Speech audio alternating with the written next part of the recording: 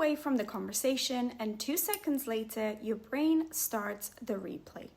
Did I sound weird? Did I talk too much? Were they just being polite? Oh, did I mess that up? It's like your mind becomes a judge, jury, and critic all at once.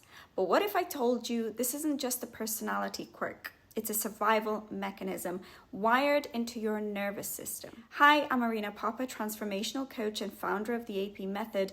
And if you're ready to start doing life, love, and success in a way that actually gets you results, this channel and this video is for you.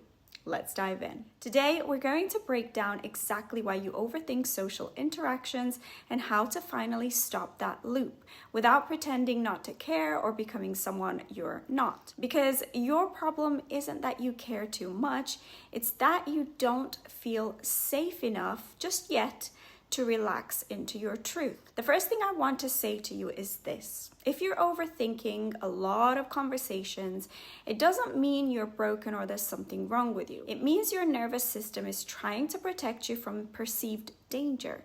And I've mentioned this in my other videos, but the danger isn't real anymore. It's just the residue from past moments where being judged really did actually hurt you. Maybe you got laughed at, maybe you got ignored, maybe you were told you were too much or too quiet or too intense.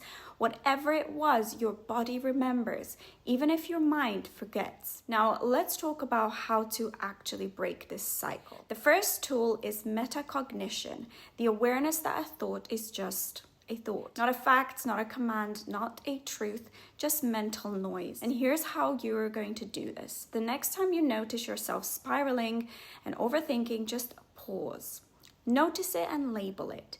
This is an overthinking loop, not a truth, not a danger, just a loop. That one sentence can interrupt the pattern because when you stop being your thoughts and start observing them, you take your power back. The second tool is somatic tracking, because here's the truth. Overthinking doesn't just live in your mind, it lives in your body, in the tight chest, the shallow breath, the clenched jaw, the hyper breathing. So I want you to try this tool.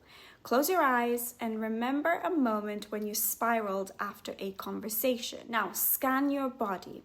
Where is that anxiety and discomfort sitting? Describe it. Does it feel like buzzing, pressure, heat, hollowness, tightness, pressure? Now breathe into it and let it be there without you trying to fix it. This is called disconfirming the fear loop.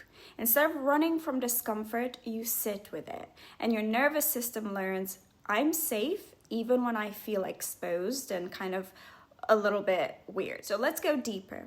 Most of us were never taught how to self-distance, to speak to ourselves the way we'd speak to a friend. That's the third tool.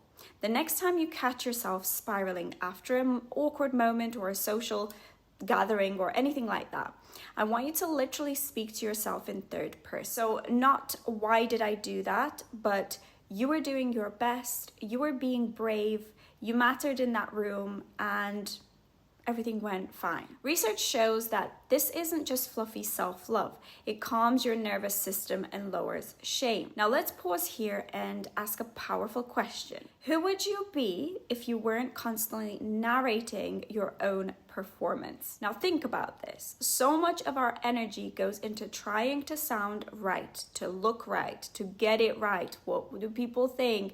But real connection doesn't come from perfection, it comes from presence. And presence doesn't require performance, it actually requires safety. And firstly, within ourselves. Now, here's a deeper truth. You've likely built your identity around being palatable. Maybe you don't like confrontation, you don't like arguments, you don't like any of that. So you've made it your job to keep the peace, to not say the wrong thing, to avoid rocking the boat. That version of you is a coping strategy and not your core self. So how do we come home to who we really are? You start by practicing post-social grace. Now, what is that? It's actually the art of being kind to yourself after interactions and after just things that maybe you don't feel perfect at. And it sounds a little bit like, I don't need to replay this. I showed up with integrity. It's okay if not everyone got me.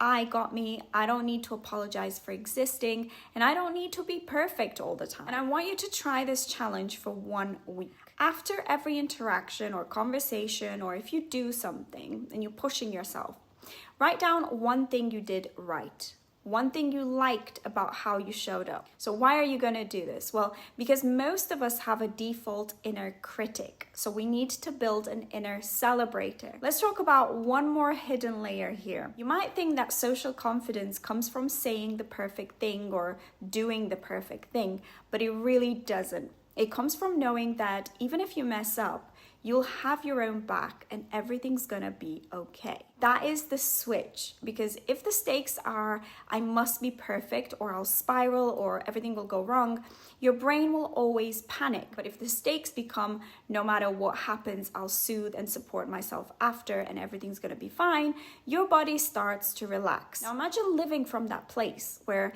every interaction is just an experiment, where you're not chasing approval, but connection, where you show up as yourself, not as a performance of who you think they want. That's real freedom. So here's your journal prompt today. What's one social situation I dread, and how can I shift from performance to presence? And here's your embodiment challenge.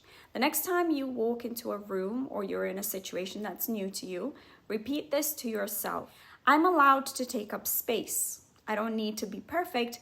I just need to be present, and I just need to do my best in this situation. And notice how people respond to you differently, because they will. And before we wrap, remember this. Your worth isn't up for negotiation in any room. It walks in with you. So it's time to stop performing and start being and owning who you are. And if this video spoke to you, then join the Freedom Formula waiting list, or come to the September live workshop, or book a one-to-one discovery call with me. And don't forget to also like, comment, subscribe. And this means that I can share this information with many, many more people.